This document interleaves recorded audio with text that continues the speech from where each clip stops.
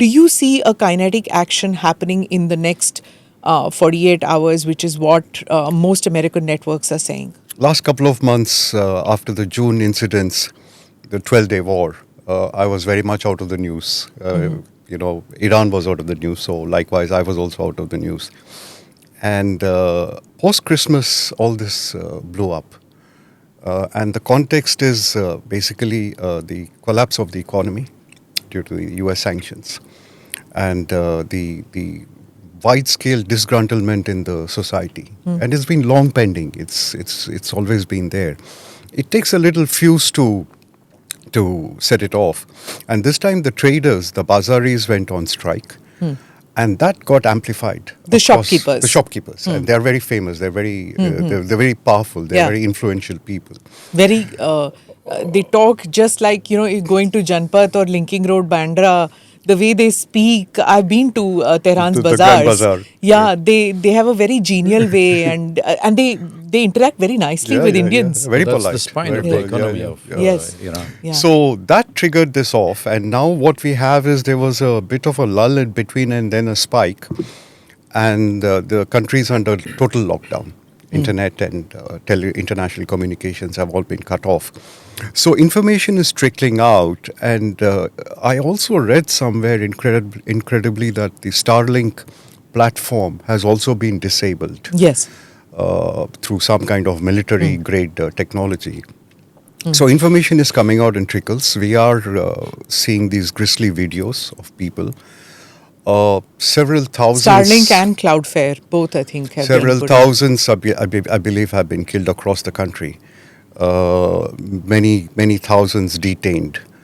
I think we are in the middle of a very critical phase. It's a tipping point now where it goes because it's become a mass movement. So will there be like that one incident which could trigger a kinetic action? Do you think that one hanging of one protester or sudden fire on a bunch of protesters? Do you think there's that one incident which could tip off a kinetic action? Kinetic action by the US? By the US, yes. Well, we'll have to see because Trump has been speaking from both sides.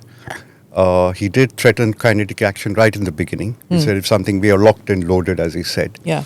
And then he's done nothing. No, he said help is on its way, just 24 hours back. Not even. And then he said that they've also sent messages for talks, the Iranians. So, with Trump, we are always unpredictable. He suspended talks now. But as Marco Rubio, the Secretary of State, has reported to have said, he said we would explore all non-kinetic options. Okay. See, kinetic options, you need a target, you need an objective. Here we have a mass movement.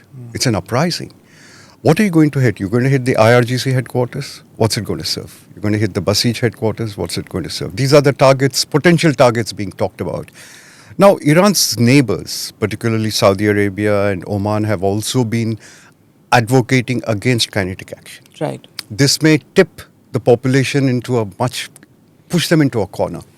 Because the regime will be pushed into a corner. And then they've already taken very harsh measures. It's a brutal suppression of unarmed demonstrations.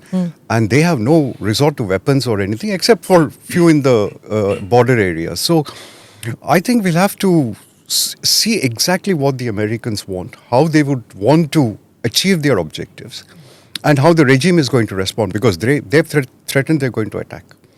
First they said we're going to do preemptive strikes. Right. Then later we came to know that Israel sent a message through the Russians to the Iranians that we are not going to do anything, so you don't do anything. Now, is this just to lull them into some sense of complacency and then step up the actions? Because if you remember last June, when we had Operation Midnight Hammer, Trump said we are going to talk to the Iranians. And then within 48 hours, he launched strikes on the nuclear facilities. So kinetic action, will it serve the purpose? And if so, what the day after? Who's going to come in? Who is going to take over? Is it going to be the Crown Prince? Or is it going to be someone waiting? Well, but is he accepted by the people? Because the monarchy memories remain, Smita. People remember the monarch days. You served there. So I served there twice. Yes. So, they're critical of the monarch days also. Even the middle class who are critical of the present regime, they're also critical of the monarch. I mean, remember the Savak, the Shah's secret police, service, Yes, was brutal. as brutal as Yes. these guys. True. And again, those days we didn't have internet But they connectivity. dismantled. It's 30 Well, years. it's been taken over by Etalat. It's a Yeah. new intelligence or whatever. Their deep this thing. It's 47 years. 47. Next month we're going to enter 48th year. Yeah. And this is a regime which has strong institutions. It's got a strong network of officer cadre, the troops. I mean, it's not some regime you can just overthrow and expect Right. something new like you did with Saddam Hussein in Iraq. Right.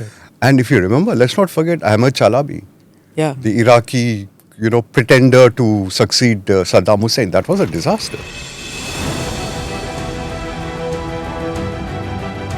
Namaste, Jai Hind. You're watching ANI podcast with Smita Prakash. अगर हम उसको मस्जिद कहेंगे तो फिर विवाद होगा। The issue is टूटा है क्या भारत? 400 पार का मतलब ये है कि संविधान खतरे में है। क्या हम लोग ये निर्देश देते हैं कि फला को गिरफ्तार करके जेल डाल दो? वही तो कह रहे हैं सब। ये बेबुनियाद निराधार आरोप। सच्चा सुनना चाहो देखो स्मिता प्रकाश ANI, it does not lie.